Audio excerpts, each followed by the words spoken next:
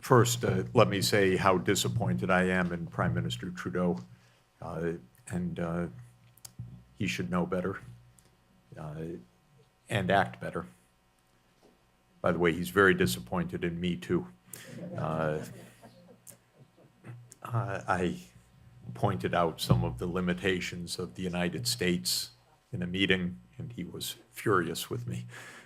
So I will reciprocate the frustration.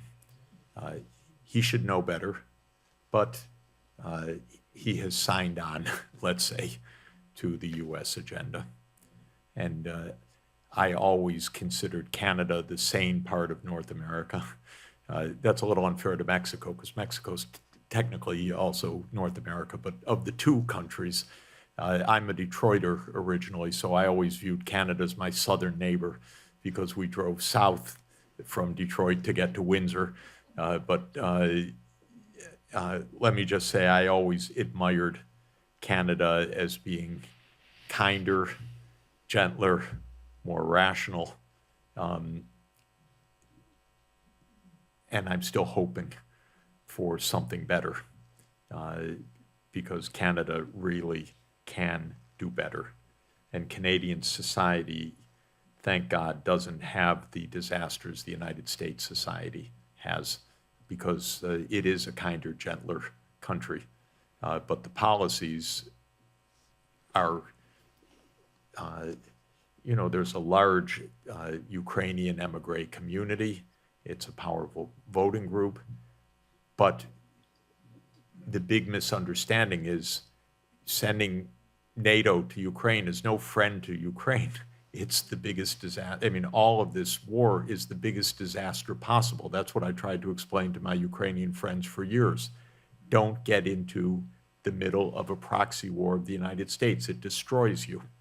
And that's what's happening to Ukraine. So I'm not against Ukraine. I'm trying to save Ukraine, not the way that the United States does it. The United States, quote, claim to want to save Afghanistan. Well, there you have proof positive of what it means when the United States wants to save you. Please don't try that at home. It's really not a good idea.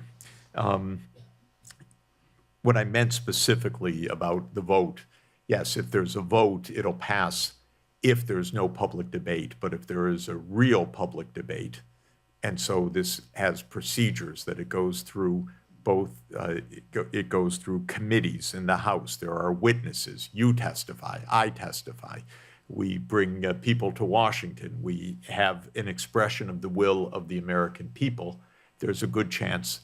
And even I'm waiting for Rand Paul and others to just get 40 votes in the U.S. Senate, which would stop this as well. So I think that if this were ever democratized, we would actually have a real chance. The American people do not want this war. This is absolutely clear.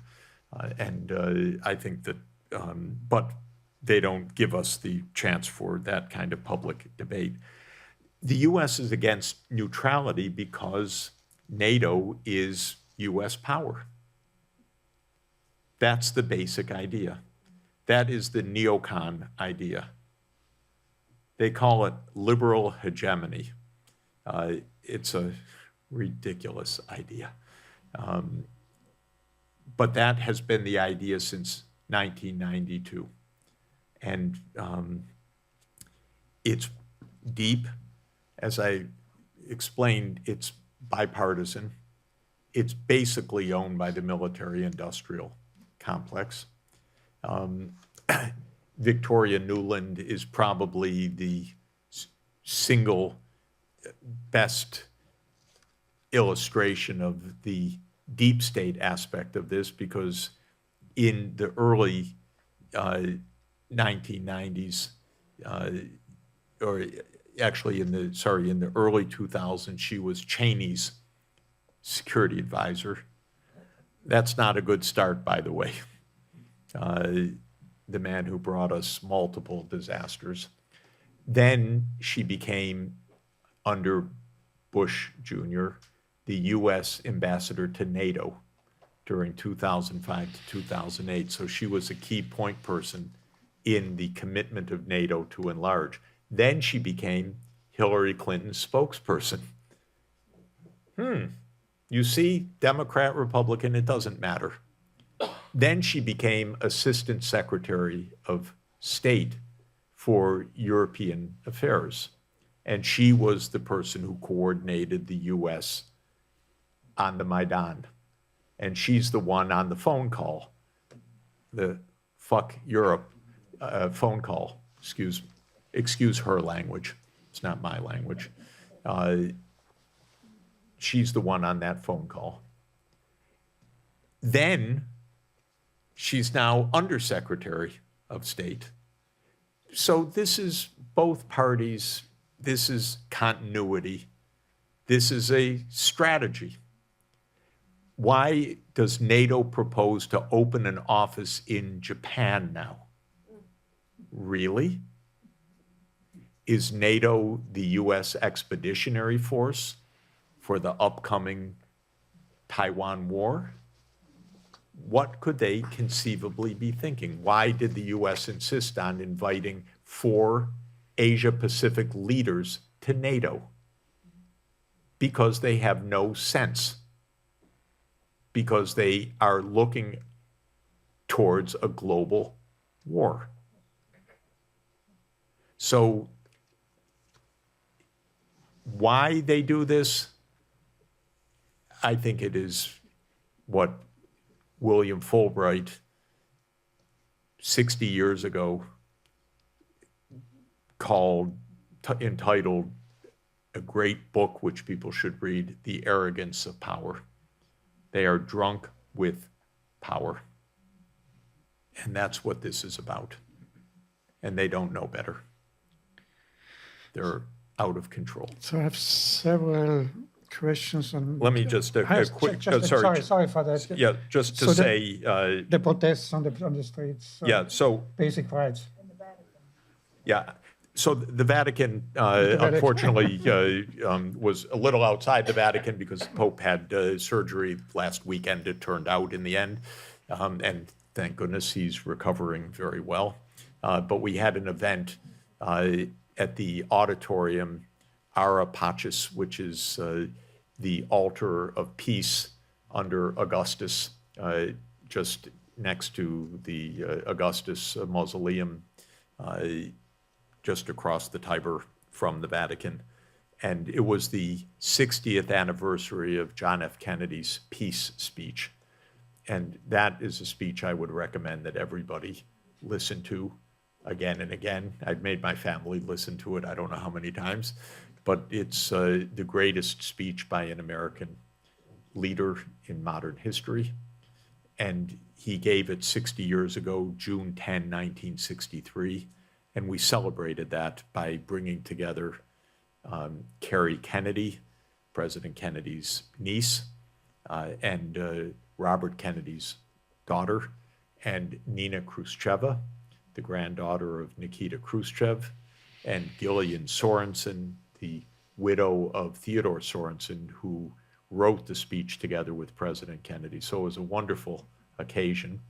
And that speech was a speech at the height of the Cold War, telling the American people we can negotiate peace with the Soviet Union. It was extraordinarily brave, extraordinarily beautiful, extraordinarily wise, and it led to the partial nuclear test ban treaty 5 weeks after President Kennedy gave the speech. And the speech is filled with wisdom that we should take into account. One of the parts of the speech that we should take into account, and let me read you just this excerpt to get it exactly right, because it is extremely important for our survival. If I can find it, here it is.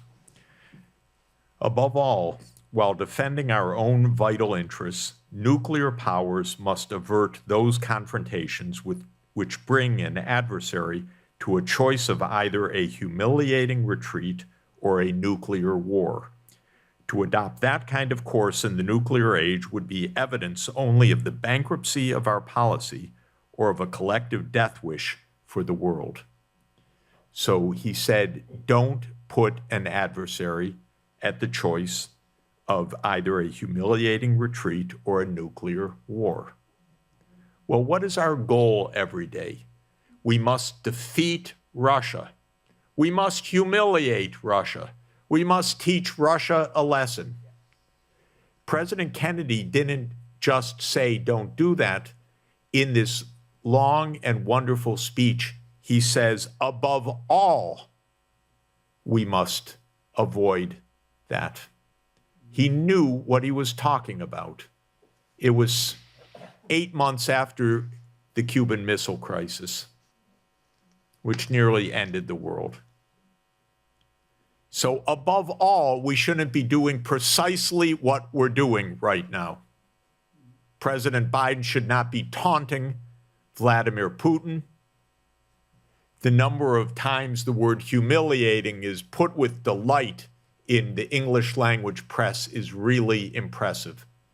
Russia's humiliation, Russia's humiliation.